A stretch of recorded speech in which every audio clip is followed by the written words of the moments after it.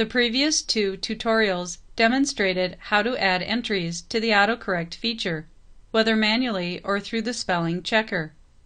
Those new entries only included a single word. Autocorrect can also insert pieces of text into a document, which can include phrases, sentences, and even multiple paragraphs of information. For example, let's say that we're looking for a job and we'll be sending out hundreds of cover letters.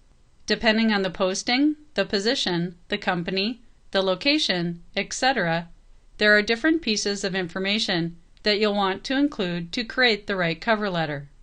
You could copy and paste information from one letter to another, or open an existing letter and save it with a new name.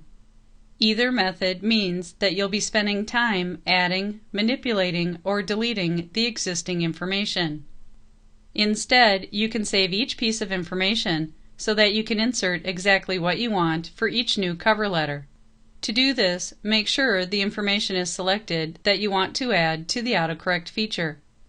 To open the autocorrect dialog box, click on the Microsoft Office button in the top left corner of the window. Then select Word Options at the bottom right of the File menu. In the Word Options dialog box, make sure that Proofing is the selected category in the left panel. In the right panel, under the first subheading, select the Autocorrect Options button. This displays the Autocorrect dialog box.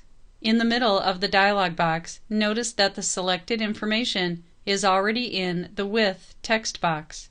Above that information, you have the choice of keeping the formatting with the text whenever it's inserted, or you can insert just plain text.